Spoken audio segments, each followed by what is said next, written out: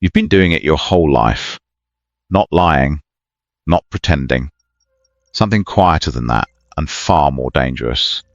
You've been editing yourself, cutting away the pieces that made people uncomfortable, the anger that felt too sharp, the ambition that seemed too naked, the grief that went on too long, the joy that others couldn't match. You learned, slowly and surely, to tuck those parts away. Behind the right words, the appropriate response, the face that keeps the peace. And here's what Carl Jung spent his life trying to warn you about. What you hide doesn't disappear, it goes underground. And underground, it grows teeth. There are 7 parts of yourself you've been burying since childhood, 7 faces you were taught to never show. And right now, without your knowledge, they are running your relationships, sabotaging your decisions, and shaping the life you think you're choosing freely. Jung called the map to these hidden selves the shadow. This is what it looks like and what it costs you to keep them locked away. What is the shadow, and why did Jung say it was the most important thing you'd never study? Carl Jung watched people carefully for 40 years. He watched them in his consulting room in Knacht, in the dreams they brought him at dawn, in the myths and fairy tales that kept repeating across every culture that had ever existed. And again, he noticed the same thing. The parts of themselves they never talked about were doing the most work. He called this the shadow. Not your dark side in a dramatic, cinematic. The shadow is far more ordinary than that, and therefore far more powerful. It is everything you decided at some point in your life was not allowed to be you. Every quality that drew punishment. Every feeling that met silence. Every version of yourself that someone important made clear was not welcome in the room. Those pieces didn't die. They moved into the basement. They went into what Jung called the unconscious, and they have been sending instructions up through the floorboards ever since. In your overreactions. In the people who infuriate you for reasons you can't fully name. In the patterns you swore you would never repeat, and are somehow repeating. There are 7 specific faces the shadow wears most commonly. 7 parts of you that were sealed away. And the first step toward what Jung called individuation, toward becoming whole, is learning to recognize each one. What are you doing when you insist you have no anger? The first hidden face is your rage. Not the acceptable frustration you're allowed to name at dinner. The real thing. The white-hot, disproportionate fury that arrives when something violates your sense of order, fairness, or worth. The anger that you were taught by a parent's frown, a classroom's discomfort, a culture's quiet rule was ugly, unacceptable too much. So you learned to be calm. You became the composed one, the reasonable one, the one who handles things, and meanwhile your shadow rage became a cold, leaking pressure beneath the surface, appearing as sarcasm when you think you're just being honest, as control when you think you're just being organized, as contempt for the people who get to be openly angry in ways you never allowed yourself. Jung was specific about this. We do not fear anger in others because it's dangerous. We fear it because it mirrors what we have imprisoned in ourselves. The person whose fury disgusts you most is not a stranger. They're a pressure valve for what you would never let yourself become. Integrating this shadow face doesn't mean unleashing chaos. It means learning to say to yourself first that you are allowed to be disturbed. That being wronged is real. That your system has legitimate claims on this world.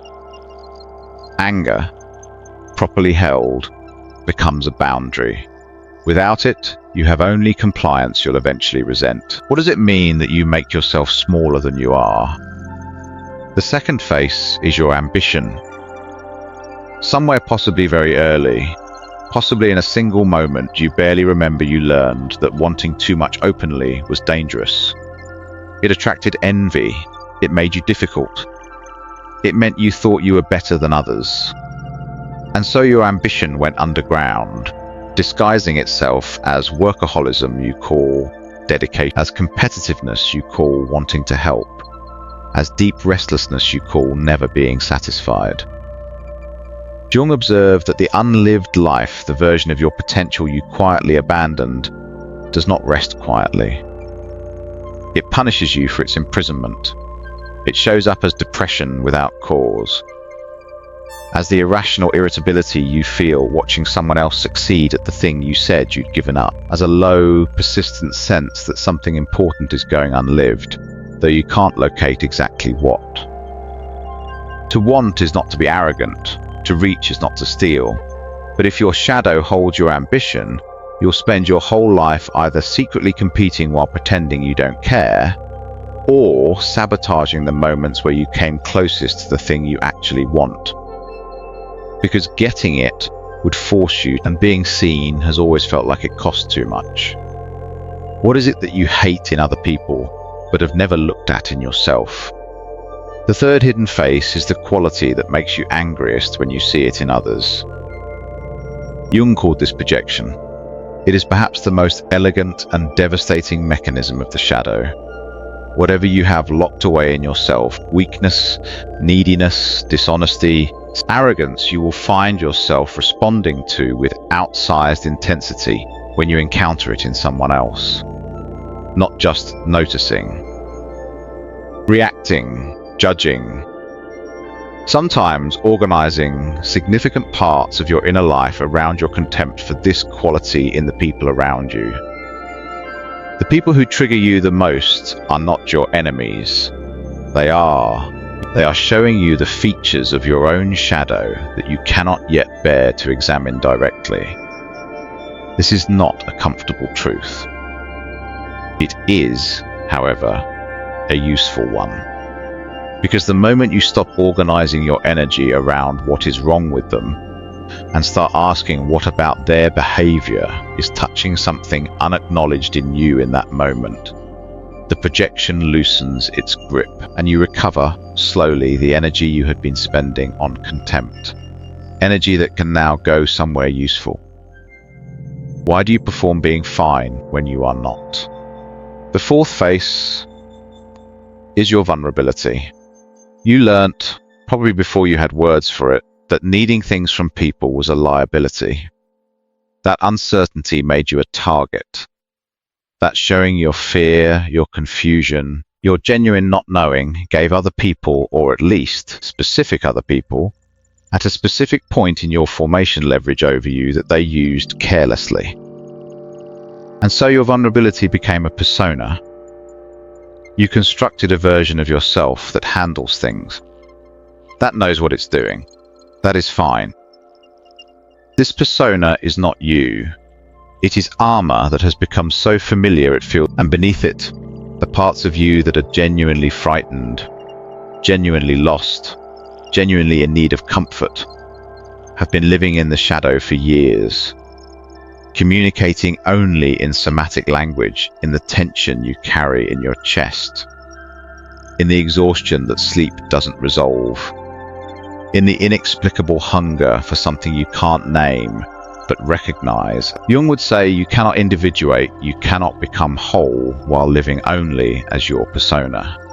The persona is necessary. It is not sufficient.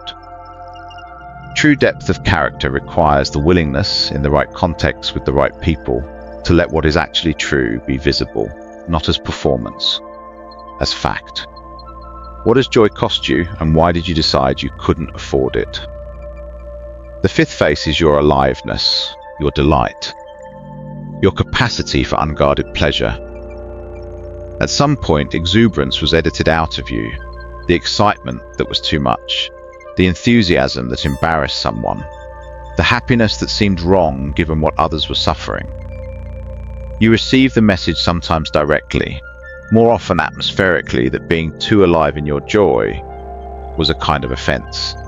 And so you became measured, appropriate. Your shadow holds the childlike, undefended version of yourself who had not yet learned that wanting things fully and feeling them completely was a problem. That version of you is not naive. It is not immature. It is the part of your psyche that still knows how to be present, and its absence is exactly why you can move through days that are, by every external measure, good, while feeling nothing in particular about them. Integration here is not about performing happiness or deciding to be positive. It is about identifying specifically which kinds of pleasure you have quietly forbidden yourself, and asking what it would cost, today, to allow one of them back in. What would you become if you stopped being afraid of becoming it? The sixth face is, and the seventh is its companion, your capacity for darkness. These two always travel together. Because what you fear becoming domineering, manipulative, selfish, cruel, you keep yourself small to avoid. And the smallness itself becomes its own problem.